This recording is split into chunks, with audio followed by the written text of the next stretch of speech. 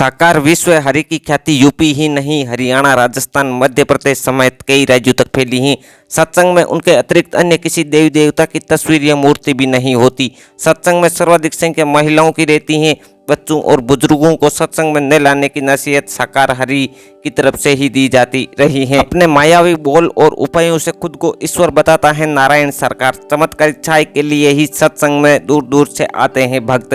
चाय पीकर खुद को भाग्यशाली भी मानते हैं। नारायण सरकार विश्व हरि ने अंधविश्वास के जाल में लाखों लोगों को फंसा लिया। वह अपने मायावी बोल और उपायों से खुद को ईश्वर बताता है। इसी के चलते लोग चमत्कार की आस करते हैं। इसी के दम पर विश्व हरि ने अपना साम्राज्य भी खड़ा कर लिया।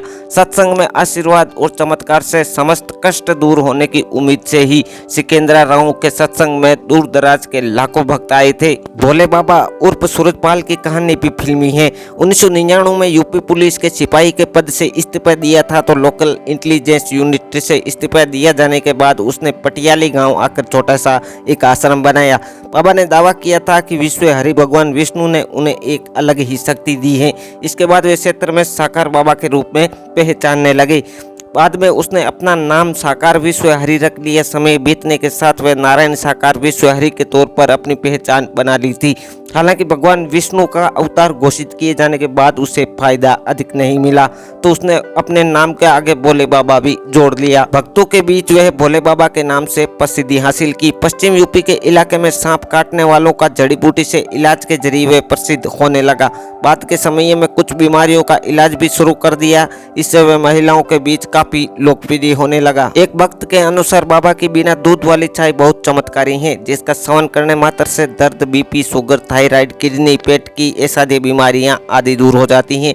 सत्संग के मध्य ही वह चाय भक्तों में वितरित की जाती हैं, जिसे पाने के लिए सभी भक्त टूट पड़ते हैं। कुछ तो केवल चमत्कारी चाय के लिए ही सत्संग में दूर दूर से आते हैं। जिन्हें वह चाय मिल जाती है तो वे खुद को बहुत ही भाग्यशाली मानते हैं। महिलाओं को बैठने के लिए अलग से होती है व्यवस्था। महिलाओं को सबसे आगे बैठाने की व्यवस्था की जाती है। सत्संग में एक विशेष दिन 150 से 200 महिलाएं पीली लाल साड़ी पहनकर पहुंचती हैं। उन्हें साकार हरि के आसन के निकट ही बैठाया जाता है। सेवादार महिलाओं को ये विश्वास दिलाते हैं कि यदि प्रवचन के दौरान साकार हरि की एक दृष्टि उन पर पड़ गई तो उनका कल्याण हो जाएगा, वैवाहिक जीवन सुख में बना रहेगा, सदा सुहागिनी का आशीर्वाद स्वयं ही मिल जाएगा। बाबा के चरणों की रज को भी भक्त चमत्कारी मानते हैं। इसी चरण रज को लेने के चक्कर में सिकंदराव के गांव फुलरई में भीषण हादसा हुआ था।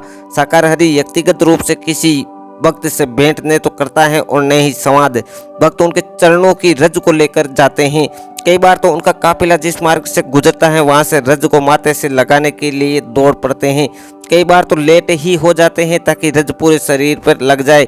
महिलाएं आंचल व अन्य कपड़ों में उनके चरण रज भरकर ले जाती हैं ताकि कोई शारीरिक कष्ट आए तो इस्तेमाल कर ले। घर में ही रज रहेगी तो उनका वास रहेगा, ऐसी भी मान्यता भक्त रखते हैं। ऐसे ही कथित चमत्कारों से साकार हरि का बड़ा मायावी संसार बना हुआ है। नारायण साकार हरि मूल रूप से यूपी के एटा जिले स्थित बहादुर नगरी गांव के रहने वाले हैं। उनकी शुरुआती पढ़ाई लिखाई यहीं हुई।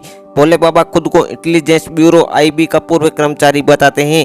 दावा है कि 26 साल पहले बाबा सरकारी नौकरी छोड़ धार्मिक प्रवचन करने लगे और आध्यात्मिक जीवन में आने के बाद अपना नाम बदल लिया और नारायण साकार हरि के नाम से भी जाने जाने लगे। उत्तर प्रदेश के हाथरस में भोले बाबा की संपत्ति पर बड़ी जानकारी सामने आई है। मीडिया रिपोर्ट्स और भोले बाबा के आश्रमों के आधार पर संपत्ति का आकलन किया गया है। इसके आधार पर दावा किया जा रहा है कि नारायण साकार हरि और भोले बाबा 100 करोड़ से अधिक संपत्ति का मालिक है। हाथरस कांड में भोले बाबा पर गंभीर आरोप लगे हैं। 80,000 की अनुमानित लेकर लाखों लोग जुटाने वाले भोले बाबा के सेवादारों ने कार्यक्रम स्थल पर व्यवस्था बनाए रखने में कामयाबी नहीं हासिल की।